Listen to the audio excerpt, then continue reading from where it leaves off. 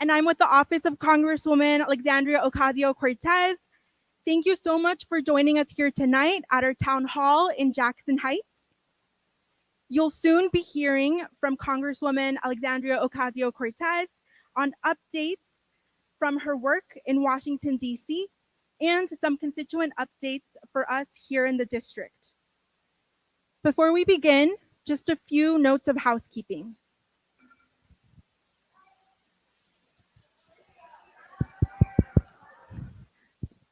Sorry about that. Is this better? No? I'm sorry. We'll work with it. I'll be louder. Okay. After hearing from Congresswoman Ocasio-Cortez, we will answer questions from the audience. Okay. If you have a question, please write it down on the slip you received when you arrived, and be sure to write down your name and your neighborhood. My colleagues will be walking around shortly to collect your question slips. For those of you tuning in virtually, you can also submit your questions. You can email your questions to aoc.townhall@mail.house.gov, or you can give us a call at 718-662-5970. If you need interpretation services, please make sure to visit the table at the back of the room. We have in-person interpretation available in Spanish, Bangla, and ASL. If you have any questions or need any assistance at any point, please find one of our staff members. And now it is my pleasure to welcome Congresswoman Alexandria Ocasio-Cortez to the stage.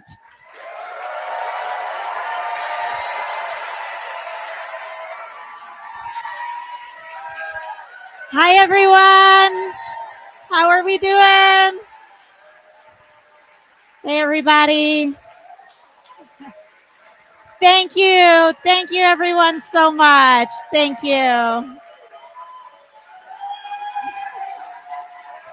Thank you. Thank you, everybody. Thank you. Thank you, everyone, so much. Can you all hear me okay? Can you all hear me right? Okay, great. Thank you all so much for coming. I so appreciate it. This is our largest town hall ever in the history of this district. We've got about 450 people here in this room, and we also have people in the overflow in the gym that are also, we're kind of piping it in over there. So it's so exciting and wonderful when our community is so vibrantly engaged and excited and ready to organize for this time in our democracy, because that's what this moment really calls for, in order for us to come together and defend our rights, defend our neighbors, and defend everything that we're here, that we hold dear for this country. So thank you all so much for being here today. I really appreciate it. So is this anyone's first town hall here with us today? Yes, give yourselves a round of applause. Thank you. So usually the way that we go about these is that at the top of the town hall, I'm just going to run through some updates in terms of what we've been doing in Washington for everyone here. I'm going to run through that kind of quickly so that we can then move to the Q&A, and I'm able to answer as many questions as I can from you all. But in terms of some overall updates with respect to what we will be covering today, I want to talk a little bit about the Trump and DOGE impacts in our neighborhood and community specifically.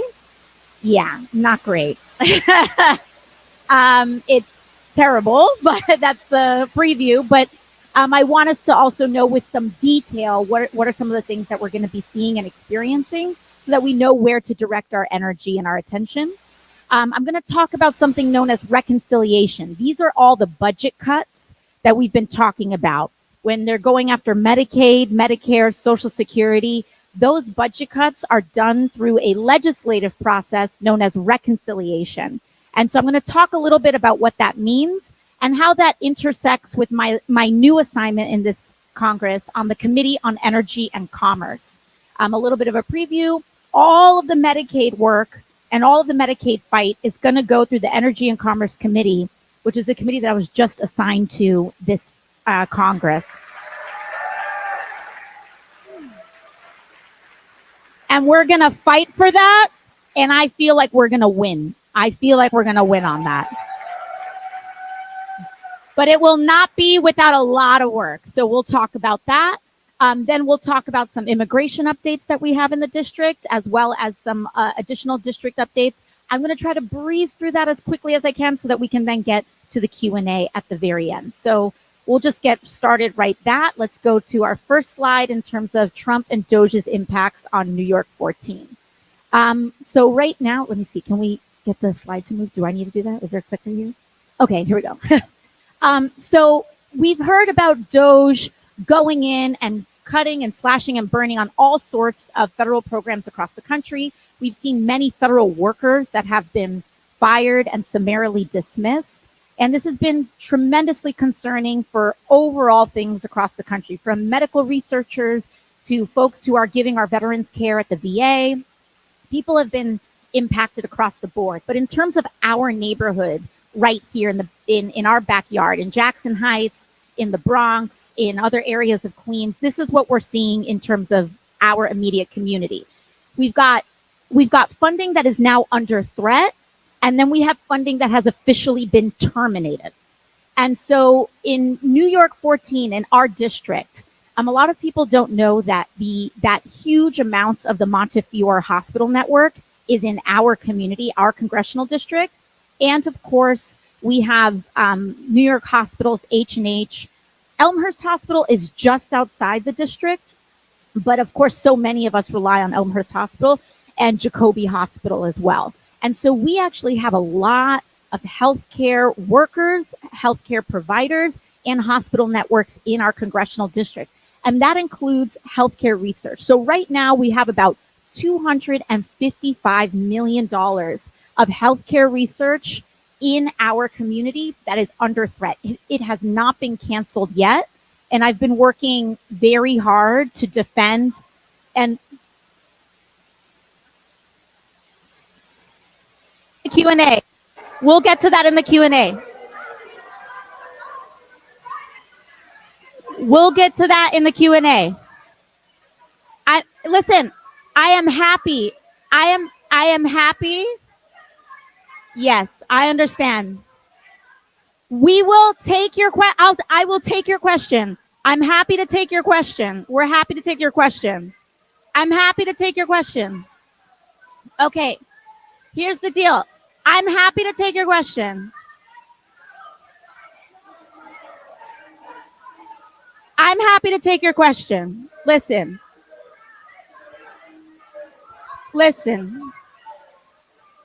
Ma'am, you're going to have to sit down. All right, ma'am. All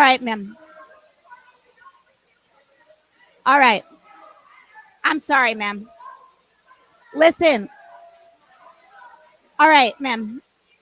Ma'am. All right, listen, ma'am. Ma'am.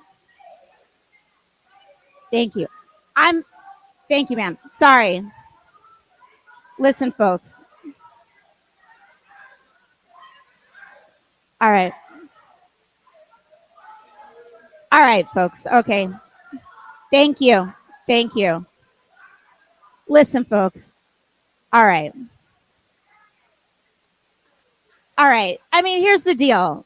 With town halls, I more than welcome people who disagree or are maybe even super pissed off at me for any issue to come. But we have some ground rules here, which is that please wait to the Q&A, because we don't want to deprive all of our neighbors of the ability to have information and hear things and respond to it. I'm not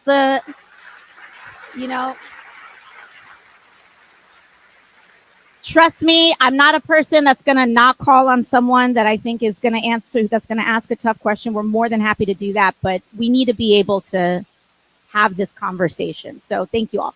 Anyways, so we have this healthcare research that's under threat, but we've been working very hard to stave off those cuts. So far, we've been successful, but it takes constant work on it, and we've been able to do that, including reaching out on a bipartisan level in order to get that done.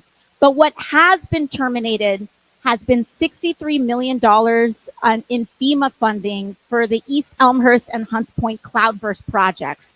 Now, what that means, cloudburst, does anyone remember that kind of flash storm that happened a couple of years ago? It was absolutely tragic. We lost 12 of our neighbors in basement apartment flooding because of this sudden storm that came up a couple years ago. That was known as a cloudburst. After that storm, I brought then President Biden to the district. We brought him to East Elmhurst, to one of the neighborhoods that was most affected. And we got $63 million in funding to help try to reconstruct some of these areas and stave off some of what we had seen there. We received notice that grant, that the Trump administration terminated that grant. And this is something that we're still trying to figure out how to recoup. But I want you all to know that that's some of the actual backyard cancellations that are happening as a result of Trump and DOGE. And so a lot of times Republicans kind of go around and they're like, oh, they're just cutting waste. This is just about fraud and abuse. No, 12 people died in this neighborhood and we were doing something to fix it and they have cut it. This is not about going after waste, fraud, and abuse. This is about looting the public funds in order to pay for tax cuts for Elon Musk. And if Republicans really want to go after waste, fraud, and abuse, I sat on the Oversight Committee for 6 years. They need to go after and allow for an actual audit of the Pentagon and an audit of defense contractors.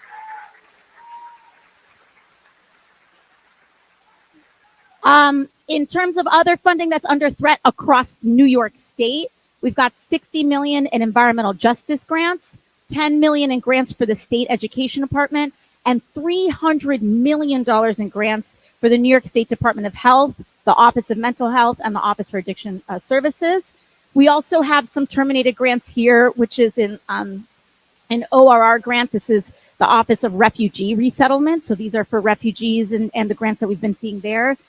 For unaccompanied minors and children, that was canceled. We have HUD emergency housing vouchers that were canceled for next year, and citizenship and integration grant program contracts that have been canceled. And so we're doing as much as we can to try to see how we can compensate and defend against that. So we've got that.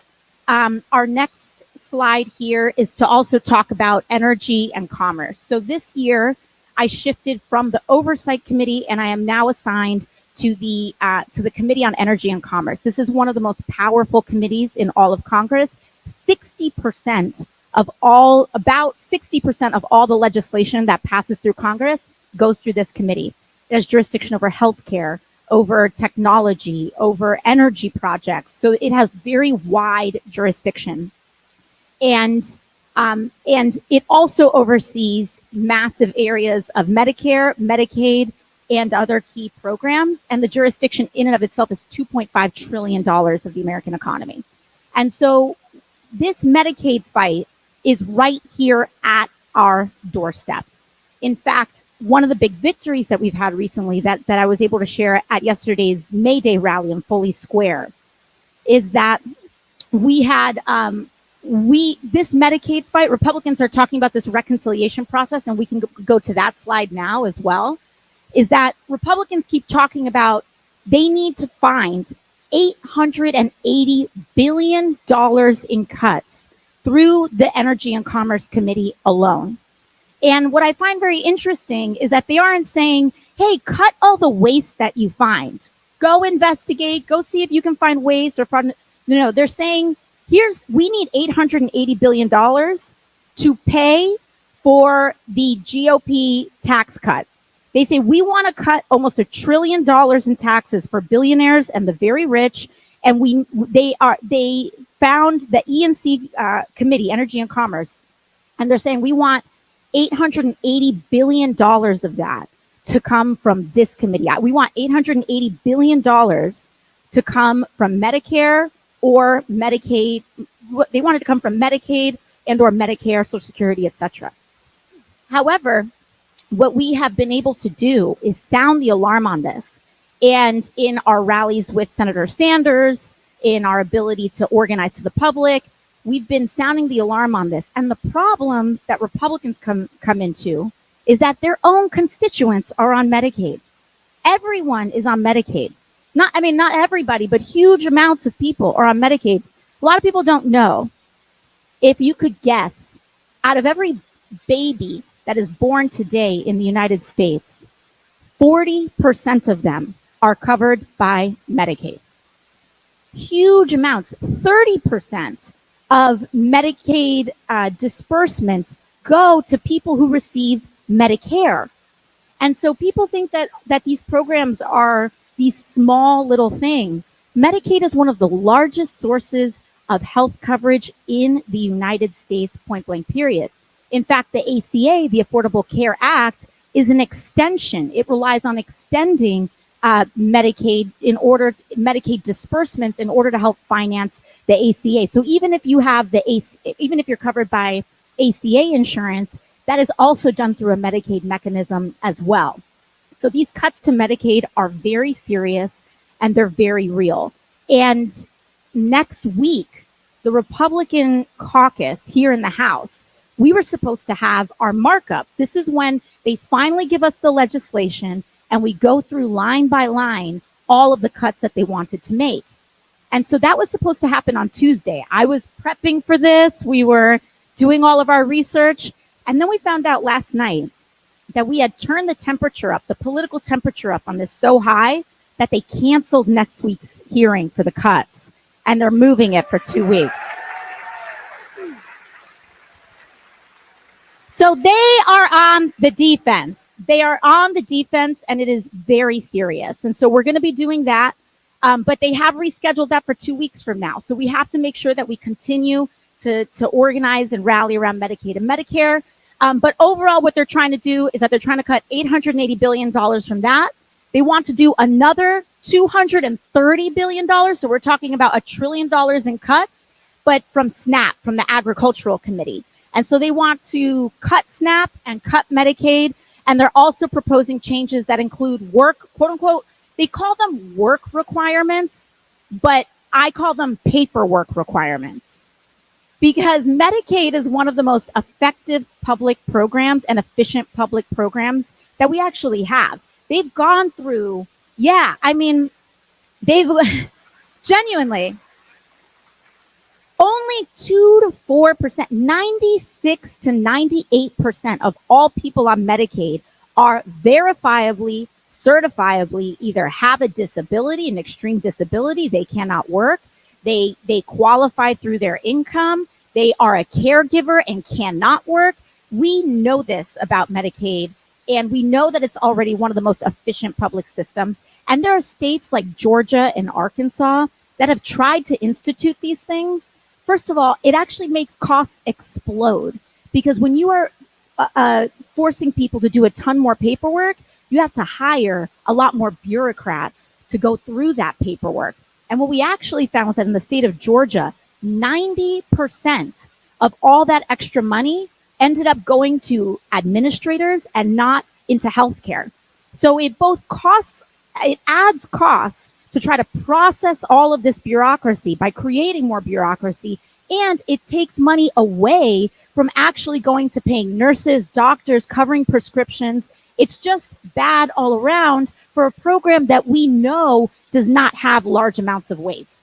If Medicaid in fact had huge amounts of fraud, etc., it's something to address, but we know that it doesn't. And so all this is doing is actually adding waste instead of taking it away. So we've got our next slide here after reconciliation, which is some of the things that we're seeing on immigration. Of course, immigration, this is an issue that is very near and dear to our community. Our community is overwhelmingly immigrant families, first, second generation. And we want to make sure, and one of our highest priorities is keeping families together while keeping our community safe. Point blank, period.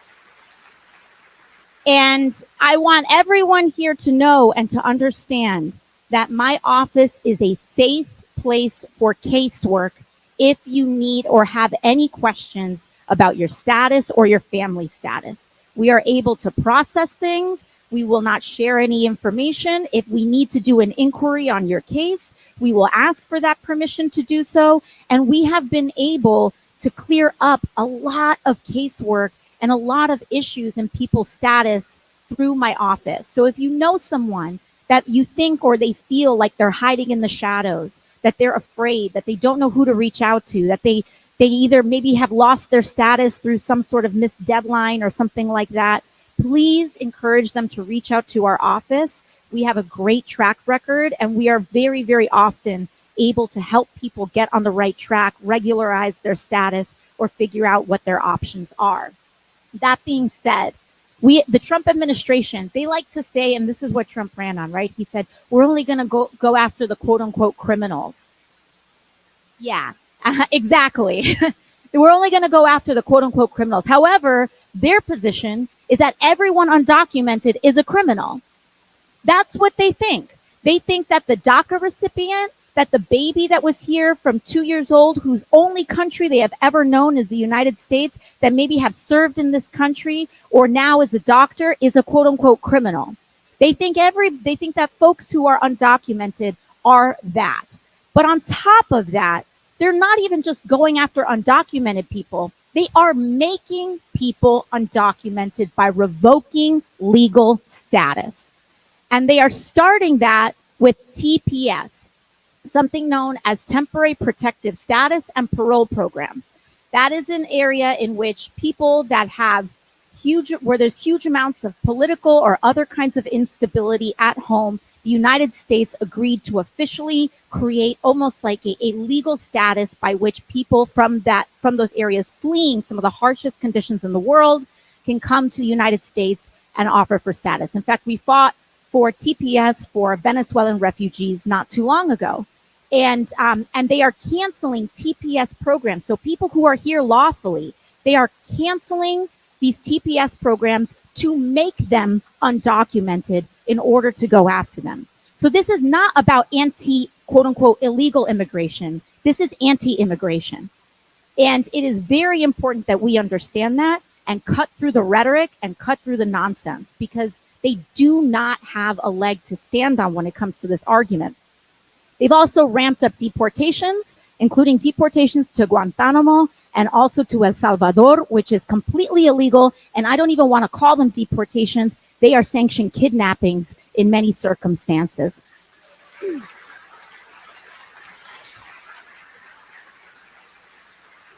You know, they want to talk about why America is great or making America great. Our civil liberties and our civil protections are part of what makes America great. It is our democracy. And when you want to shred up our Constitution and eliminate due process, it is one of the most, it's attacking what it means to be an American. And it is eroding and degrading what it means to be an American when we rip up our Constitution and due process. And that's exactly what they're doing here. We have, of course, attacks on free speech. We have our own Mahmoud Khalil in Colombia, a Columbia student who was detained and is detained. And we've been in close contact with his family in advocacy for his case in order to release him from the Louisiana detention center that he is in. But the only grounds in which he was detained was him exercising his free speech in order to advocate for Palestinian human rights and to end the war in Gaza. And we have to make sure that we are advocating for him and agitating for his release. We recently had another student in Vermont that we were able to successfully advocate for his release. He is out on bail. That happened this week, and we are hoping to be able to do the same thing for Mahmoud Khalil.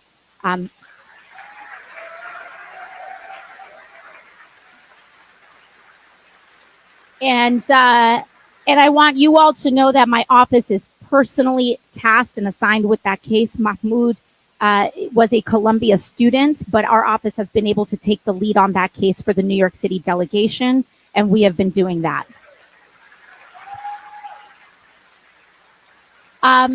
Now, additionally, what we've also seen is that the Trump administration has done absolutely. They have broken, it's not even enough to say that they have broken norms. Historically, if you were undocumented, you could still pay taxes in the United States. And millions of people, undocumented people, pay taxes in this country in the hope that they can one day regularize their status and be on a path to citizenship. The Trump administration has decided to end that firewall between the IRS and ICE, as well as with HUD, the Housing and Urban Development. And so there's now unprecedented data sharing that is happening that is very dangerous, and I think it should be dangerous for all of us. This is not just about immigrants. This is about all of our privacy and all of our civil rights. But what we've also been doing is I've been hosting Know Your Rights seminars through my office so that communities across our district understand what their rights are. If ICE knocks on your door, they do not have carte blanche to enter, point blank, period. And if they do want to knock on your door or knock on anyone's door, including your workplace, you can tell them, show me a warrant. Show me a judicial warrant.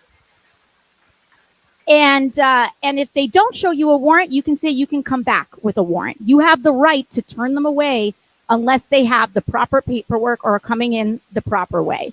And when we first did one of these seminars, Tom Homan, then acting director of ICE, said that he was going to threaten to refer me to DOJ because I'm using my free speech rights in order to advise people of their constitutionally guaranteed protections. And he may want to do it again today. And to that I say, come for me. You're going to have to come for me.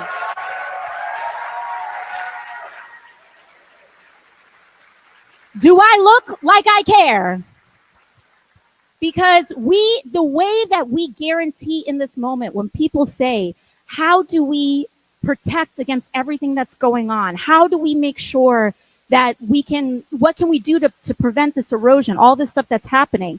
We do it by exercising and using our constitutional rights. Our rights are use it or lose it. So we need to use it.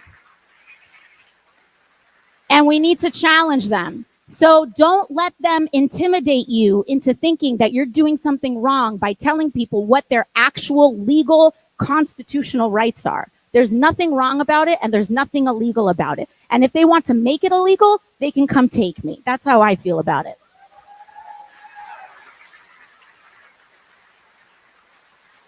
Next. Some brief district updates. We do have new district lines this cycle because of the court. New York State court redrew some of our district lines last time. So this area of Jackson Heights, I'm back.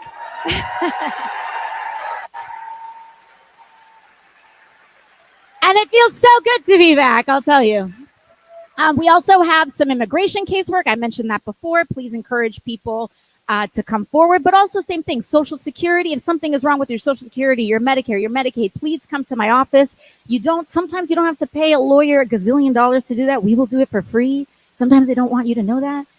But we can, or if you do need legal counsel, we're happy to refer you to some resources. And also, everyone, Real ID is kicking in. That is next Wednesday, I believe, next week, May 7th. And if you do not have your Real ID, you will not be able to fly.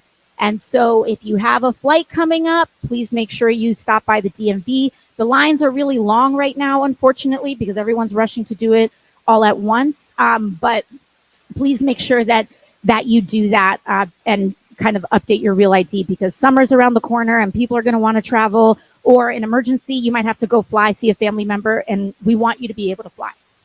And that's that on district updates. And now we can move to our Q&A. Thank you, everybody.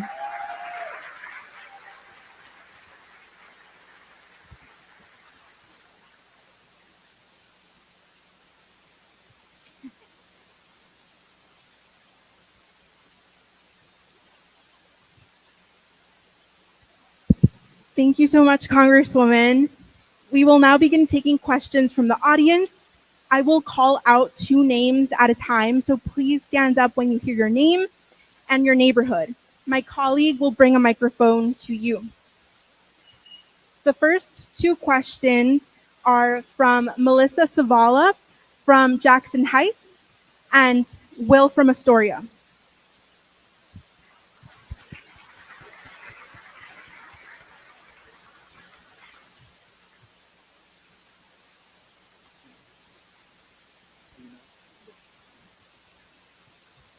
Hi, oh, sorry.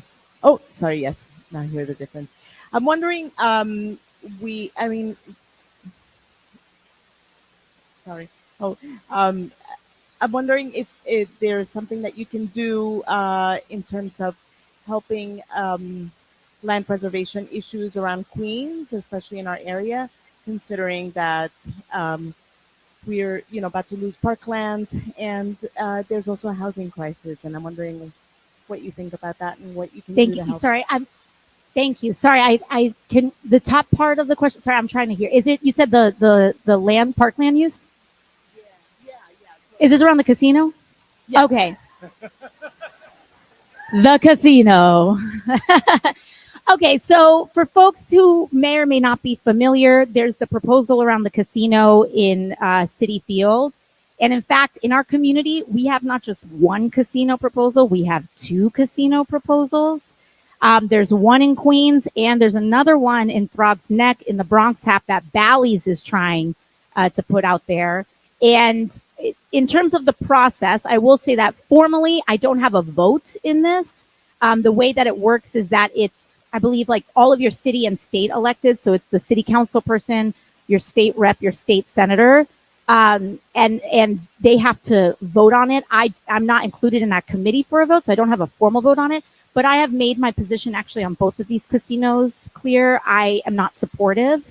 Now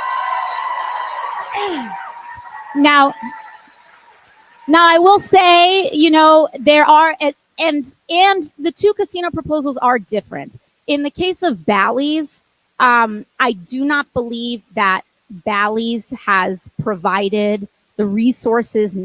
Listen, parkland is very precious land, and there should be, if there's going to be any proposal to alienate parkland, whoever's going to be utilizing that parkland should be investing in the community, and it shouldn't just be a one direction thing. And in the case of Bally's, the proposal does not have really anything binding, and we are going to be alienating a lot of parkland in the Bronx, and there's no give back from Bally's to the community in that specific instance.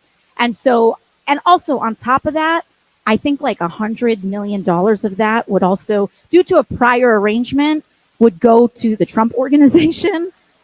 And like, it's just a mess. The whole thing's a mess. So in terms of Bally's, those are, I'm not supportive of it. But also just in general, on the Queens half, I understand there's like, it's more split, right? There are members of the community who are supportive, members of the community who are not. I personally, just writ large, am uncomfortable with bringing gambling into, that's just kind of where I'm coming from. But again, once again, like I know that this is a very heated discussion point, and that's just kind of where I'm coming from on this. But again, I don't have a vote. I don't have, this is a state and city level, and I know there's a lot of intense feelings on this, and I want to make sure that we can get through this as a community. Also, the City Field part has been redistricted out of my district. So this is, pardon? Yes, you're right. The neighbors, of course, and the folks that live in our community are affected by it. I felt similarly about, Amazon HQ2. That was also controversial, and people in our community were affected by that. But in terms of the actual district, it is now in Congressman Meng's district. But again, neither one of us, because this is a state issue, neither one of us have a vote on this. But I have, respectfully kind of made my position on this known to folks who are weighing in on it. But again, that's kind of, I don't really have anything to do beyond that besides kind of making my position on that. So thank you. Next question. Okay. Right after this, we will take questions from Eric from Astoria and Liam from Astoria. Hi. It's from Will from Astoria. Hi, this is amazing because I've followed your campaign since you ran against Joe Crowley in 2018. So it's just like you've come so far. Now I get to actually talk to you. So this is awesome. My question to you is, because I'm from Astoria, you know, if I want to go see the Yankees play, right now it takes about an hour to go from Astoria, which is right there, all the way around to the Bronx. I have to go through Manhattan, and I have to take the Lexington Avenue line, and it's always, it could be 3 a.m. and it's still packed. So my question to you is, I've seen the MTA unveil new plans for a Queens-Brooklyn line, but of course the Bronx was absent from that, even though the railroad tracks are there from Queens to the Bronx. Is there any plans or any way we could actually get some viable public transit from Queens to the Bronx? Oh, you're speaking my language here. As someone who has to represent both of these boroughs, it's the worst commute ever on the train. And listen, like, I want, where I can, I would love to use public transit, but it is like the worst schlep ever trying to go from the Bronx to Queens. But you're right. There is this proposed line. What is the BQX? I think it's what they're calling it, or BXQ. I don't know.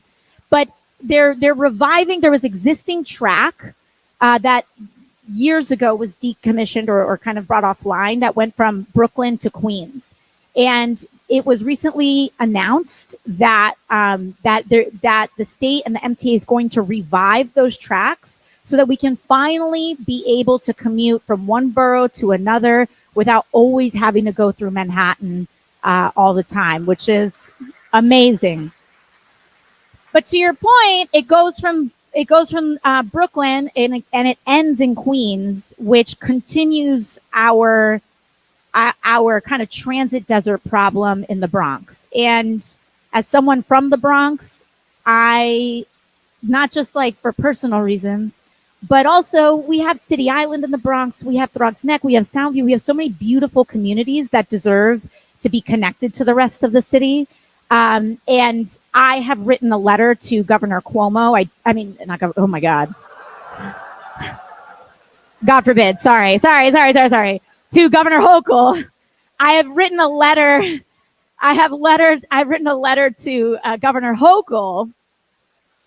I did that, I think, about last year when it was first announced, advocating for that extension to the Bronx. That will take a lot more investment because that rail line that was pre-existing from Brooklyn to Queens doesn't apply, I think, to the Bronx, but it doesn't mean that we shouldn't pursue it. And so I am deeply, deeply supportive of increasing our transit options. I've advocated with that for the governor, and we're also organizing in amongst our elected officials for support in that. In the meantime, we have successfully, in my time in Congress, we've successfully added an extended ferry service to Soundview in the Bronx. And we're hoping to add City Island to that and make sure people can really enjoy that, especially during the summertime. So thank you.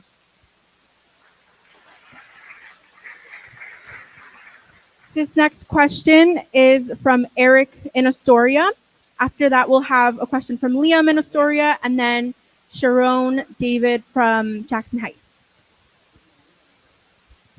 Liam? Is Liam here? Hi, I'm Liam. Hi. I just moved like last month. Welcome. I have a compound question here.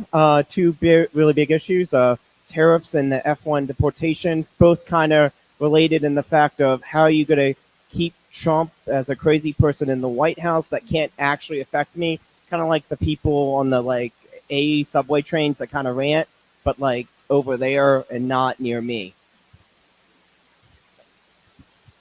Sorry, could you repeat? I'm sorry, folks. Sometimes it's a little hard. Can you? Sorry. It was really about how like all these tariff problems and stuff has started affecting and the F1 deportations. How you like combating Trump's craziness with that? Yes. Okay. And you said combating his craziness with fact, you said? In all of those situations, how are you combating Trump's craziness, tariffs, F1 visas? So a lot of this has to do, I think there's different kinds of ways to approach Trump. I think a lot of times people have seen, perhaps felt the Democratic Party being a little on its back foot in the Trump administration. And I think it's because there are multiple ways to address Trump. And oftentimes there are a lot of people who think that we need to lean on institutions and rules and like processes in order to roll back and resist everything that the Trump administration is doing.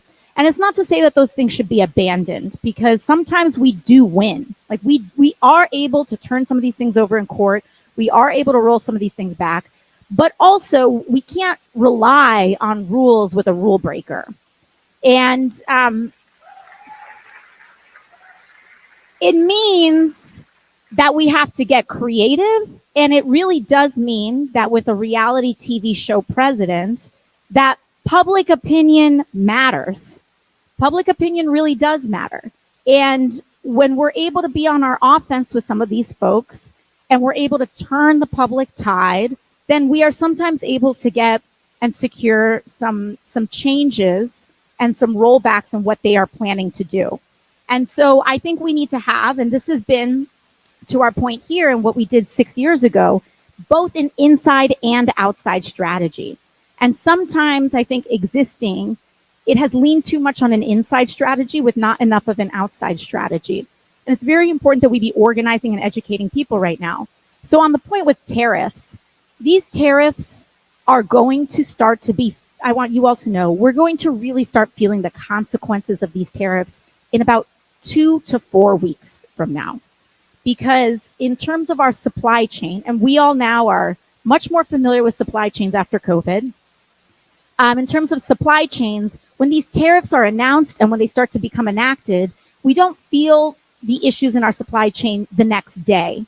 It's when everything that was from the ports coming into the ports the day that it was announced, when that gets to our shelves and after they've been bought up, it's about what is happening at the ports the day after and a couple weeks after.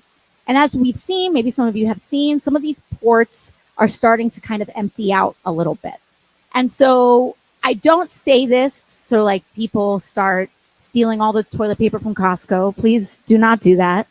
But it's to say that things may get more expensive, and we're going to feel those changes in prices, not in an immediate sense, although some people may have already seen some prices go up. But we're going to really start feeling that in the next 2 to 4 weeks. And when public opinion, when it's very important that we continue beating the drum that these price increases are because of the tariffs, that the tariffs are doing this.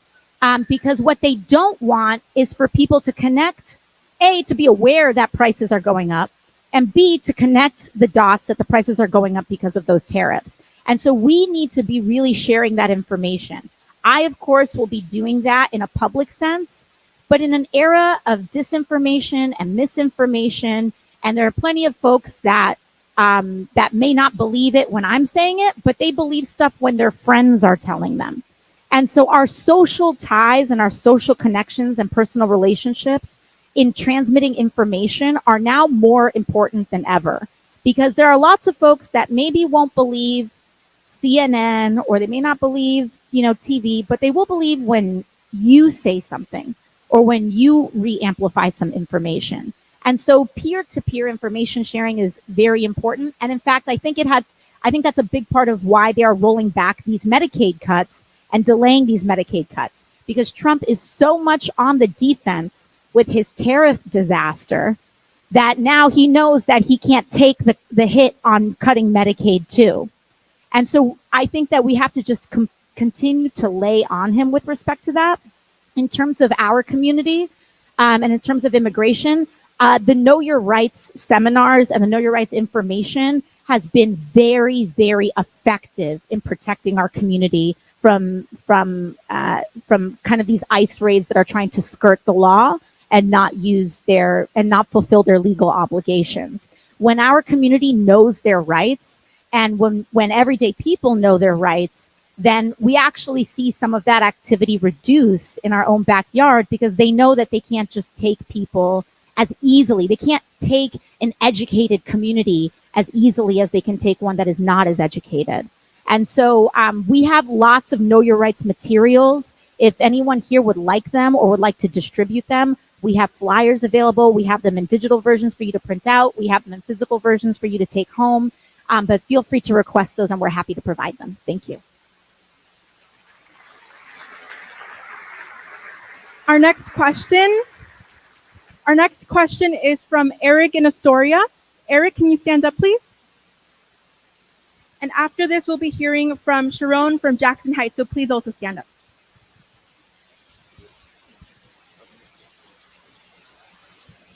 Hello, AOC. Hey, I'm wondering, what are some of the steps that we can take to raise the minimum wage to a livable wage? Yes, thank you. So amazing question. I think raising the minimum wage to a living wage should be one of the top Democratic priorities, period. And I think it should be on the top list of any priority that anybody, whether you are seeking to be any sort of leader in the Democratic Party, I think we need to be raising the minimum wage to a living wage. And in fact, in 2018, when we last had a House majority, it was under the Trump presidency, but when we had that House majority, the House passed back then a $15 national minimum wage, but it did not pass in the Mitch McConnell controlled Senate. I think we need to reintroduce that legislation. However, that was a long time ago, and I think we need to really do an assessment of what that number should be now. But bare minimum, I think we need to be reintroducing that legislation, if not indexing it up slightly. And we were able to pass it. I think we need to work to make sure that we are, even though we are in the minority in the House, we need to make sure that we are teeing up this legislation to be able to pass in the first 100 days of a Democratic majority, which means I believe introducing it to Congress, even though Republicans may not bring it to the floor, we need to have every single Democratic member of Congress co-sponsored on a minimum wage bill, so that we know who is outstanding and who we need to get in order to pass this thing once we win the majority next year, which if I have anything to do with it, we will.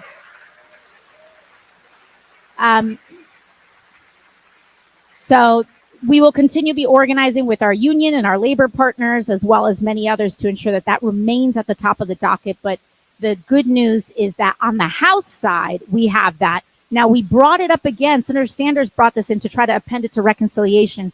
And famously, Kirsten Sinema did her that thing. And it did not pass the Senate because of that. But we have a new senator in that seat, and we have new numbers there.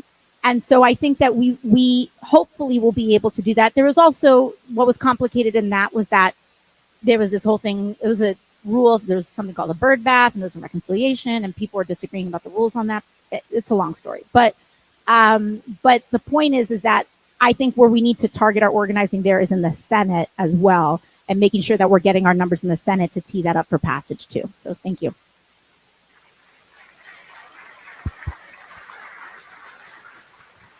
Our next question is from my name is Sharon, and I'm from Jackson Heights, and after that, we will have a question from Eladio from Astoria. Oh, okay, I'm from Jackson Heights. So, my question is, with all the deregulation, I'm concerned about the dismantling of the EPA. I'm concerned about the air quality and the water quality and what's being done, the federal and local level, and the firing of federal workers. Just what are we doing to protect our water and air?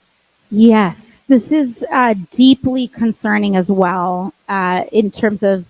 So the question, if folks didn't hear, the question was, she is concerned about a lot of our information and a lot of what we can do when it comes to air quality and water quality. There are cuts to the EPA, these mass firings of federal workers. And I am extremely concerned about this too. In the Trump administration's they are in this effort to try to deny climate change, and in their effort to try to attack any and all environmental provisions, because they are bought and sold by the oil and gas industry. Just so we know why that is happening. Trump is owned by big oil. And because he is owned by big oil, and there's reporting on this where he basically went to all these oil and gas executives before the election, and he said, you scratch my back, you help my election, I'll give you whatever you want in terms of the environment. And that's why they're being so reckless in cutting and attacking anything and everything to do with the environment. And that's not just about oil and gas and attacking renewable energy. They are going after, as we've seen with DOGE, they've gone after what is known as NOAA, the National Oceanic and Atmospheric Agency and Administration. And what is deeply concerning about this, to your point, is that this is some of the most important, rigorous, and objective scientific information that we have to predict storms, to look at our air quality. Like during COVID, there were a lot of people who were like looking at their air quality monitors in the morning. Or if you live in East Elmhurst or Corona around LaGuardia Airport, people really care about the air quality reports around there, because also on the Bronx half, we have some of the highest childhood asthma rates in the country. So people sometimes have apps on their phone, especially if you have a respiratory illness or are immunocompromised, where you will look up something known as the AQE, the air quality, or the AQI, the air quality index, so that you can kind of prepare for your day. The way that some people check the weather, other people, especially if you have asthma, you might check the AQE. And they are attacking NOAA, they're attacking and gutting the EPA, so that that these instruments may become less reliable. And as we go into the summer and as we go into hurricane season, this becomes very, very dangerous, because those storm alerts that we get sometimes where people say, hey, they come on your phone, they say a flash flood is coming, that is under threat with all of these cuts that are going on. And this poses severe threats to life and property. And these are some of the things that we have to make sure that we are reaching out to and trying to advocate to protect. The environmental stuff is some of the hardest stuff that we have found to protect, because they are so wholesale. Anything that has to do with the environment is bad and should be cut. And I don't even think they understand the extent to which this is compromising and hurting people in order to get advance notice from storms, etc. So the only thing that I can think of in this moment, when it comes especially to the cuts on environmental stuff, is leaning on our state. And I do think that on the state and city level, we need to be very muscular and very aggressive in investing on environmental provisions and environmental infrastructure on the state, because that fight is one of the hardest ones federally. Some of the other stuff, healthcare, etc., we're able to get some wins with them on. The environmental stuff, they are so head in the sand. They don't believe climate change is real. They don't believe that storms, and also we're seeing this too with the FDA, that we are concerned about some of the health outbreaks, the factories that should be monitored for meat processing, etc. This infrastructure is eroding right now. And so if there's an outbreak, it's even harder for us to know, where it was the FDA's responsibility to say, hey, we're pulling this deli meat off the shelves because there might be a listeria outbreak. This saves lives. And so in terms of our food system, this is something that is very concerning that we have to continue to invest in. But on environmental provisions specifically, I think it's very important, as we hear the governor, as we hear our state elected officials, our city elected officials talk about their plans, having those kinds of environmental investments is going to be particularly important in order for us, at least New Yorkers, to protect ourselves from what may be compromised on the federal cuts to the EPA. Thank you.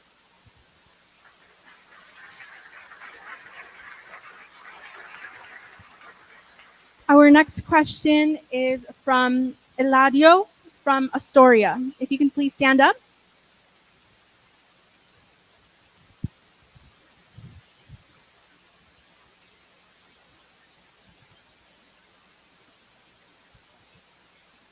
Hi.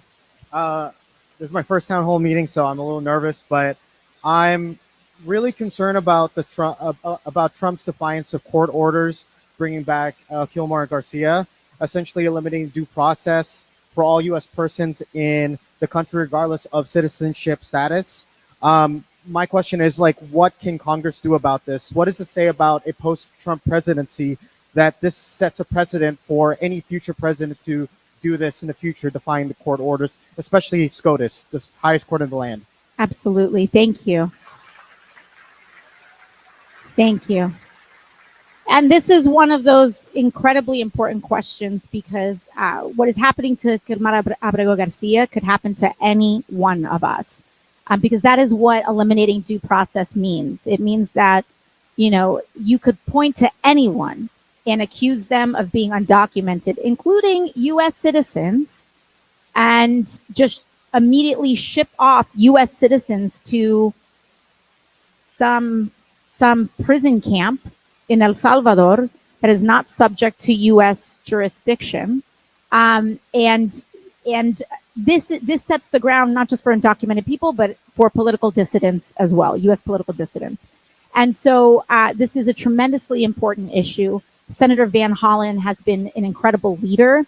For folks who may not know, Kilmar is a constituent in Maryland, and so his congressman is Representative Glenn Ivey, and Senator Van Hollen, who's also the chair on foreign affairs, or one of the leaders on foreign affairs in the Senate, has been able to draw a great degree of attention to this issue.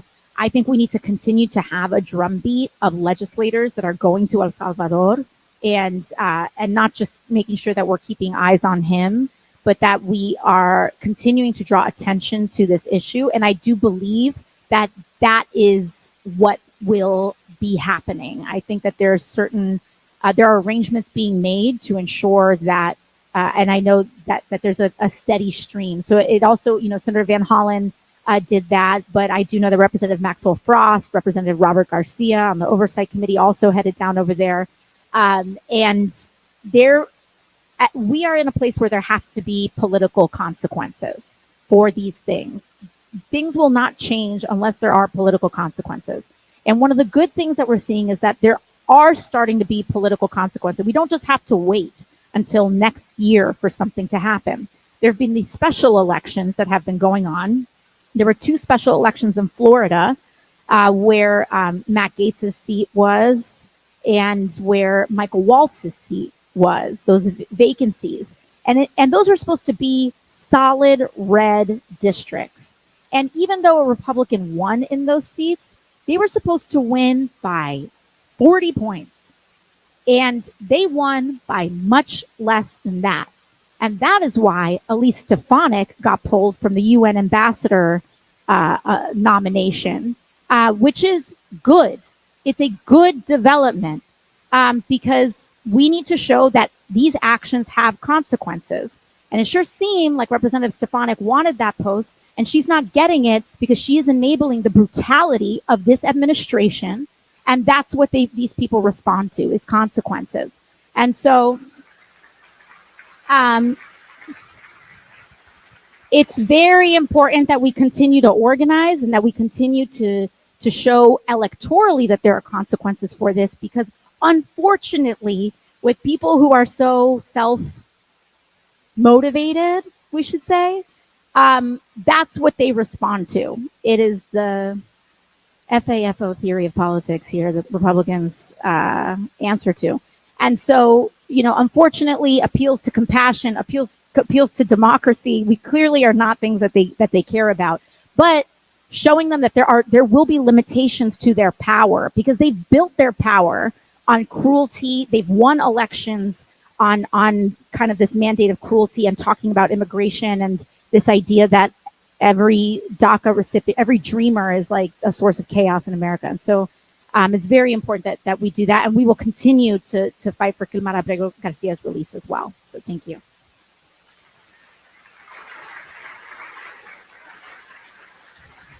Thank you so much. That was our last question, but it's not the end just yet. We'd like to invite all of you to take a selfie with the Congresswoman. I've been a little under the weather, so I can't do the one-on-ones today, guys. Sorry. Okay, am I doing this now? First of all, can we all please give Michelle a big round of applause?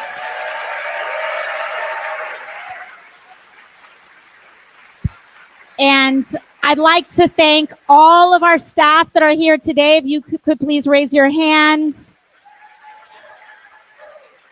If you have any questions, if you ever call our office, these are the people picking up the phone. So please thank them. They have to deal with so much all the time. And can we please thank our interpreter here today, our ASL interpreter? Thank you. Thank you. We love you. We love you. Okay, so I guess we're taking this, and I guess, Michelle, I guess you'll post this later so that everyone who wants a photo together go out. All right, say cheese, everybody. Thank you. Thank you, everyone, so much for coming. We'll be having another one soon. Thank you, everybody. Have a good one. Love you.